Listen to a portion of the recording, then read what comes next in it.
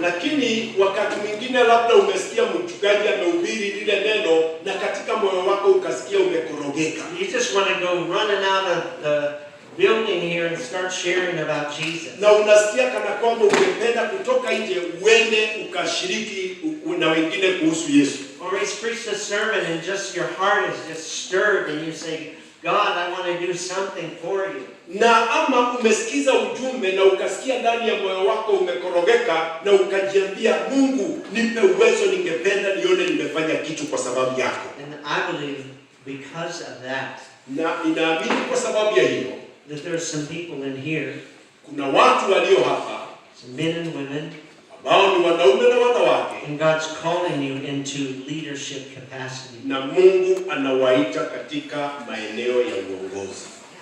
If you had asked me, 6-7 years ago, you're going to go to Africa and preach your heart out. Miaka 6 ama 7 imepita, ungeniuliza kana kwamba utawahi kwenda Afrika kuhubiri, ningesema hapana. I would say, what are you smoking? Or ningekuuliza kama unavuta bangi aina gani. That's so foreign to me. Lakini sasa hii imekuja ni la kushangaza tu. And yet, growing up, how many people read comic books? Superman, Spider-Man, all those. Ulisoma zile vitabu zinaitwa kwa Spider-Man na Superman. Yeah, I have a stack about this tall. Niko na vitabu hapo kwa nyumba yangu vingi.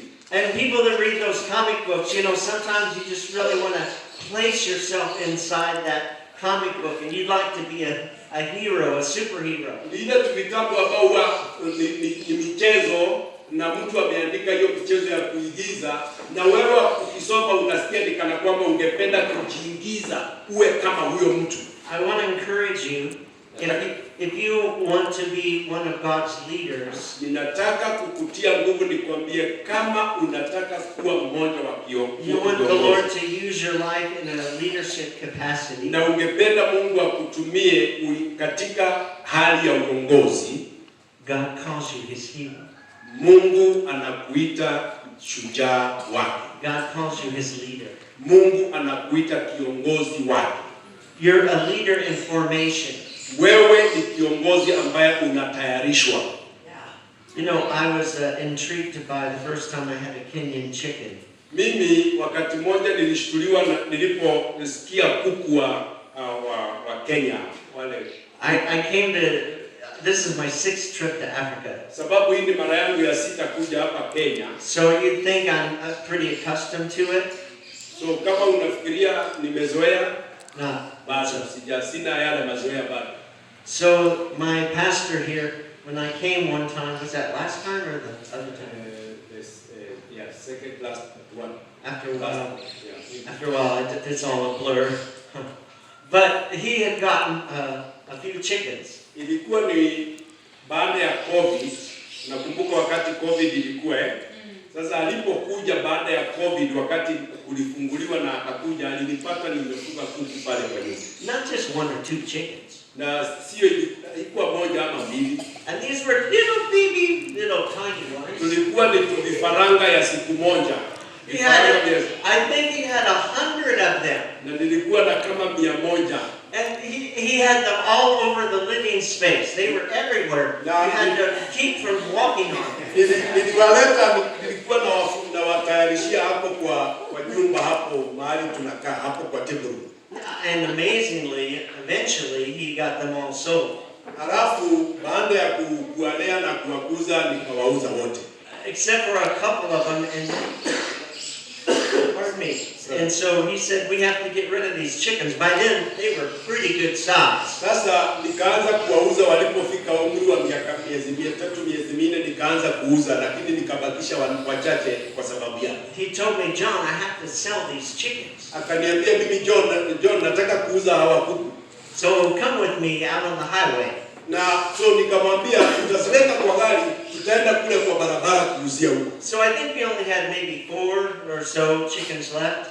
Na tukauza zikabaki kuku kama 4.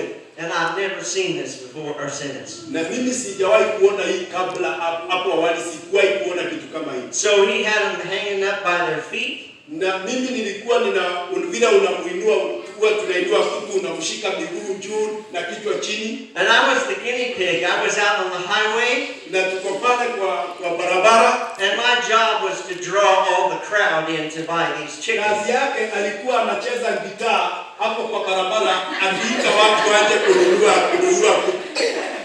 So here I'm trying to like pretend like I'm Jimi Hendrix. Yeye alikuwa anacheza gitaa hapo kwa barabara. And people were just driving by like, what is that? Wanasimamisha magari waone mchezaji wa gitaa na hapo wananunua kuku. And they just drive by and look at me like, what's wrong with you? Wanakuja wanashindwa, huyu mzee na anakaa mzee, nini anafanya hapa? So eventually I just got really wild. Na wakati mmoja nikashikwa na mori.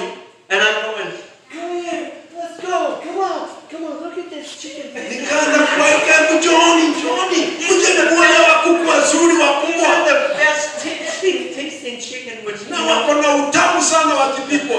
I have to say that the chickens, that was a little bit of a stretch.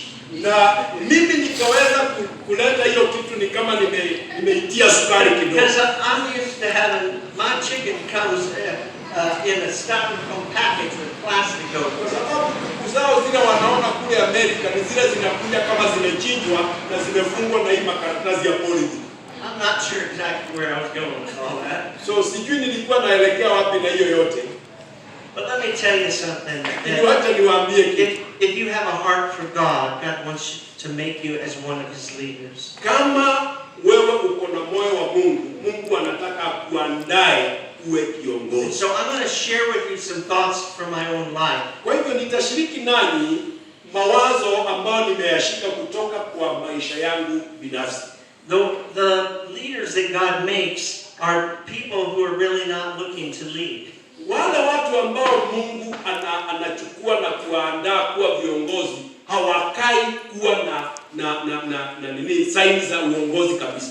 The men and women that God makes to be leaders are really, for the most part, they're not looking to lead at all. Wale watu ambao Mungu anawaandaa waume na wake ambao Mungu huwachukua na kuwa viongozi hapo awali hawakai kama viongozi kabisa. We kind of put leaders on this big old pedestal. Hatuwezi kuweka viongozi na kuchukua viongozi mahali ambapo wamekaa mahali pameinuliwa. But there are these great men and women of God. Na tuseme hao ni watu wakuu wa Mungu. And they do follow God. Na wanamfuata Mungu. But they have the same kinds of fears and troubles and anxieties that you have. Lakini pia nao wako na hofu, wako na shaka kama jinsi pia sisi tunao tulivyo. There are times when, as a leader or a potential leader, you're going to suffer or you're going to have to deal with the issue of fear. Kuna wakati wewe kama mtu ambaye anaandaliwa kuwa kiongozi ni lazima ukabiliane na woga. Remember when Peter and the disciples were in the boat? Unakumbuka wakati Petro na mitume wengine walikuwa katika merikebu and the waves were rocking and the boat was filling with water. Na kukawa na mawimbi na maji yakaanza kuingia katika ile merikebu. All the 12 disciples, you know, they were leaders. Wote walikuwa ni viongozi, but they were afraid. Lakini waliogopa. Somebody said about courage. Kuna mtu ambaye aliongea kuhusu kuwa na ujasiri. Courage is a recognition of fear, not subservient to it. Let me explain it again. Courage is a recognition of fear, but it's not subservient to it. Aha. Ujasiri ni kutambua hofu pasipo kuwa sehemu ya ile hofu. Just because you have fears in your life, kwa sababu unaweza kuwa na hofu katika maisha yako, doesn't exclude you from God using your life as a leader. Haimaanishi kana kwamba Mungu hawezi kukutumia kama chombo cha uongozi. Peter, when he was feeling that fear when the water was coming into the boat, Petro wakati alikuwa anaona ile hofu naye Yesu akitembea kwa maji akielekea kwa kile chombo, he didn't say there's no water in this boat. There's no water in this boat. Hakusema kwa kichombo hakuna maji. Just so when you have fear in your life, it doesn't mean that you have to deny it its existence. Aha, kwa hivyo unapokuwa na hofu ama uoga katika maisha yako, usikatae ama useme hauna uoga, bali uko. It's just a part of life, and we have to learn to work through it. Kuhofia ni sehemu ya maisha na sisi wote hupitia. There's a guy who was an author in American history. His name was Mark Twain. Kuna mtu ambaye ni mwandishi kule Marekani anaitwa Mark Twain. He wrote a book called Tom Sawyer. Akaandika kitabu ambao kinaitwa Tom Sawyer. And this is what he said about fear and courage. Na akasema kuhusu Petro na ujasiri. He said courage is resistance to fear. Akasema ujasiri ni kule kupinga hofu. Courage is resistance to fear. Ujasiri ni kule kupinga woga. Mastery of fear. Na kujua kujihamasisha na hofu, but not absence of fear. Lakini sio kutokuwa na hofu. Just because you fight fear in your life at times, that doesn't exclude you from God using your life. Kumaanisha unapigana na hofu katika maisha yako haimaanishi kana kwamba Mungu hawezi kukutumia wewe kwa maisha yako. And because of time, we're not going to read the text, but we're talking about the story of David and Goliath. Na hata pasipo kuisoma Biblia, ninaongea kuhusu Daudi na Goliath. Everyone here knows the story. Na sisi wote tunajua hiyo hadithi ya Daudi na Goliath. The army of the Philistines against the army of Israel. Jeshi la Wafilisti likiinukia jeshi la Israeli. And so for 40 days, this really kind of a freaky man, 9 foot, if you can imagine that. This 9-foot man, twice a day, came and assaulted the army of Israel. Aha, kwa siku 40 huyu shujaa wa Wafilisti anaitwa Goliath, jamaa mrefu mnene, alikuwa anasimama kila siku mara 2 kuwatukana jeshi la Israeli.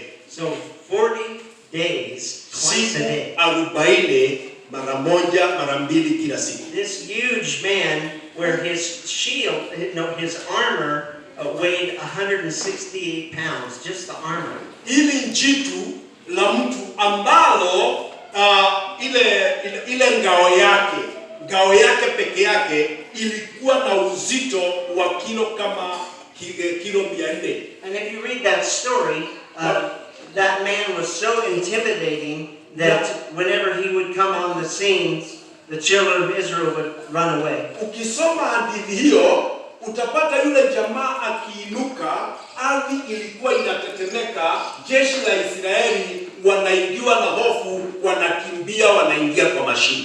But if